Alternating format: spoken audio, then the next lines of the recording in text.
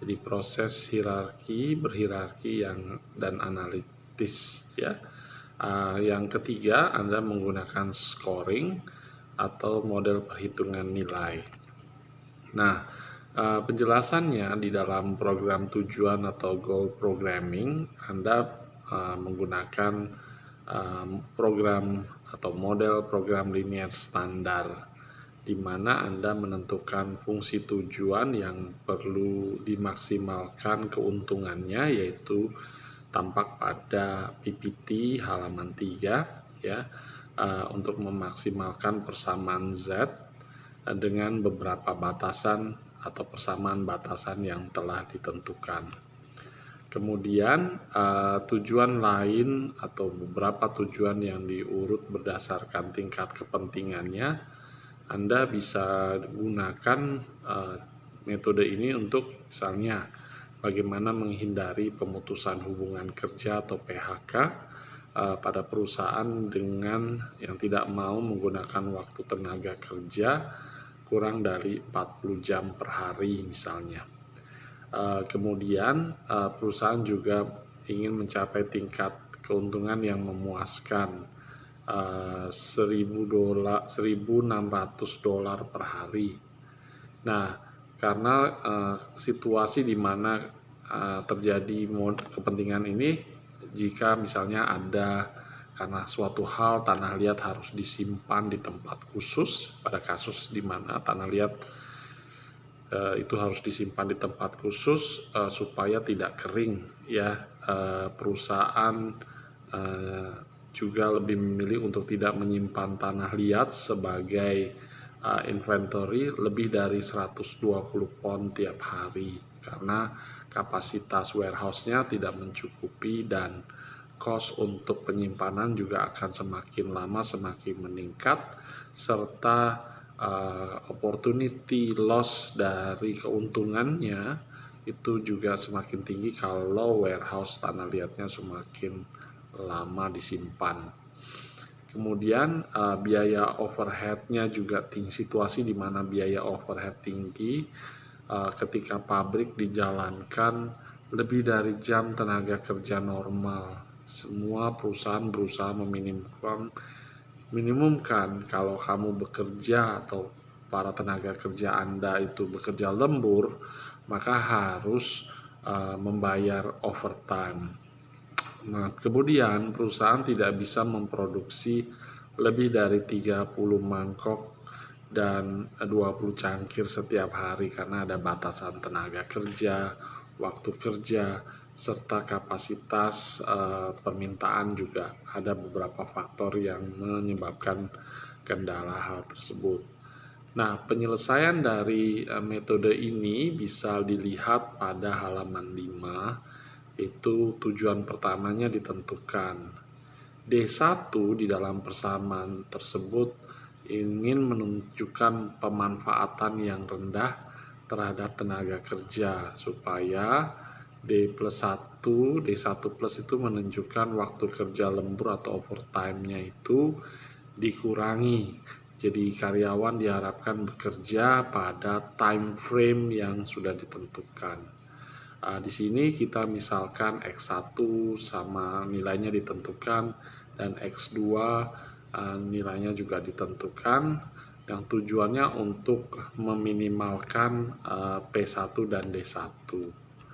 Nah, penyelesaiannya Anda menentukan tujuan keempat, persamaan tujuan keempatnya adalah meminimalkan P1 D1, P4 D1 plus. Ya, tujuan kedua itu Anda upayakan untuk dibuat persamaan sehingga fungsi minimalnya diperoleh. Pada tujuan ketiga, Anda juga menentukan persamaannya dan fungsi minimal yang ingin menjadi tujuan dari program tersebut. Penyelesaian pada tujuan kelima dapat Anda lihat di halaman ke-7. Anda berusaha meminimalkan persamaan-persamaan tersebut, di mana kemudian dijumlahkan karena berada pada tingkat prioritas yang sama. Nah, tujuan keempat atau sebagai tambahan itu berupaya untuk membatasi waktu lembur dari aktivitas produksi sampai limit jam, misalnya limit 10 jam ya, itu bisa ditentukan. Nah, penyelesaiannya Anda kemudian bisa meminimalkan persamaan-persamaan yang telah disebutkan dengan batasan-batasan yang sudah ditentukan seperti terangkai pada halaman 8. Nah, di halaman 9 kita memasuki topik tentang bagaimana menginterpretasikan grafik, bagaimana kita membaca grafik ya. Menganalisa grafik ya. Solusi titik C itu ditentukan dengan pemecahan secara simultan ya, dua persamaan yang berpotongan pada titik ini. Jadi hasilnya diperoleh X1 berapa mangkok misalnya dalam kasus ini, X2 berapa cangkir, dan D1 plus itu berapa jam sesuai dengan parameter atau variabel-variabelnya. Nah, sebagai catatan, variabel-variabel penyimpanan D1, D2, dan D3 plus itu, D1 minus, D2 minus, D3 plus itu semuanya adalah 0. Karena apa? Variabel-variabel tersebut telah diminimisasi dan ketiga tujuan pertama itu diharapkan telah tercapai. Nah, penyelesaian tersebut bukan optimal sebenarnya, tapi paling memuaskan. Nah, kemudian kita masuk dengan cara analytical hierarchy proses seperti dijelaskan pada halaman 10.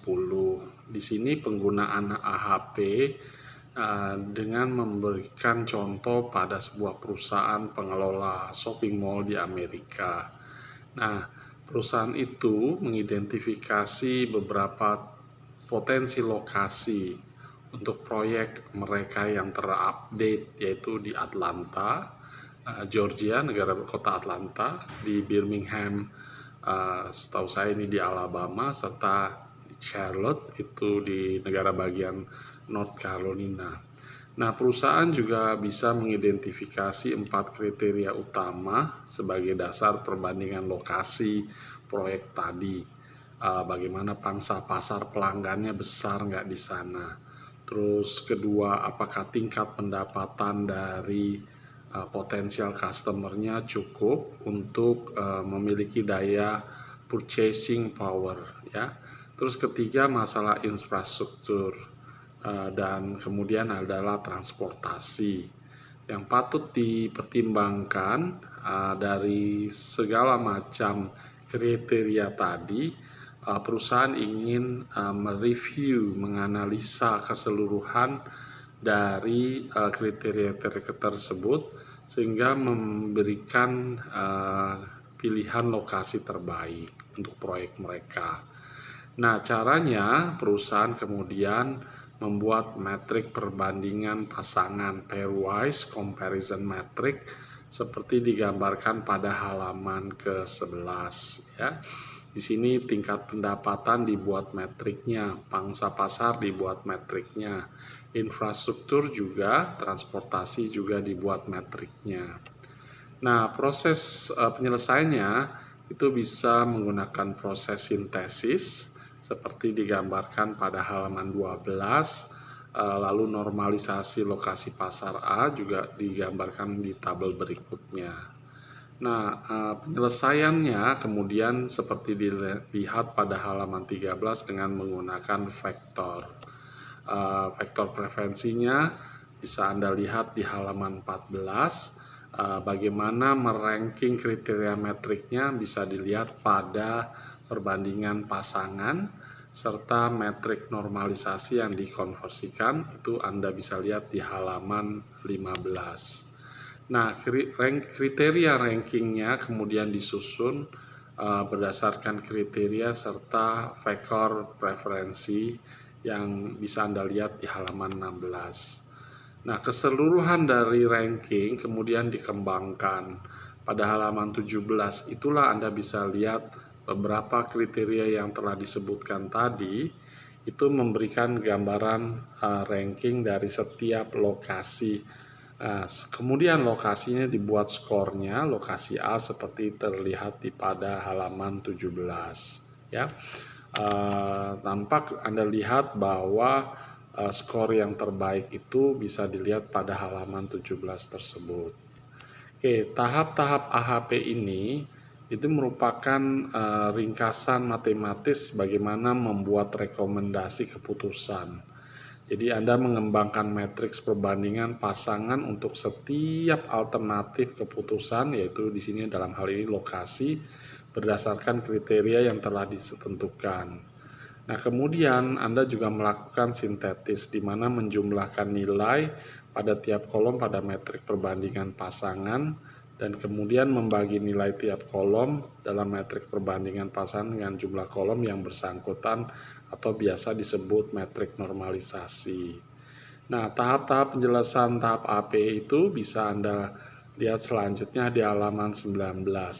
Di sini Anda menghitung nilai rata-rata tiap baris pada metrik normalisasi yang kita sebut sebagai vektor preferensi.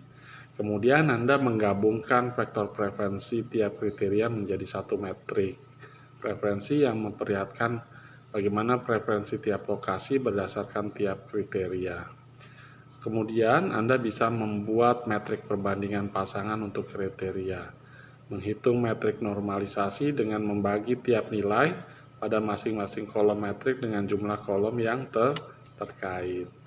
Nah, selanjutnya tahap AHP tadi dijabarkan di halaman 20. Anda membuat vektor preferensi dengan menghitung rata-rata baris metrik normalisasi, kemudian juga menghitung skor keseluruhan tiap alternatif keputusan dengan mengalihkan vektor preferensi kriteria dari langkah 5, metrik kriteria dari langkah 2C.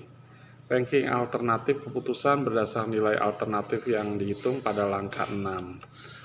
Nah, konsistensi dari AHP bisa Anda lihat di halaman 21, bagaimana perhitungan indeks konsistensi, bagaimana hasil perhitungannya yang merupakan hasil pembagian dengan vektor preferensi bisa Anda lihat di halaman 21 tersebut.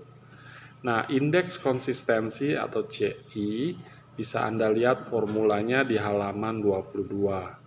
Jika CI sama dengan 0, maka perusahaan tersebut dapat mengambil keputusan yang sangat konsisten. Tingkat konsisten yang dapat diterima didapat dengan membandingkan CI dengan random indeksnya. Konsistensi AHP kemudian bisa Anda lihat di halaman 23 ya.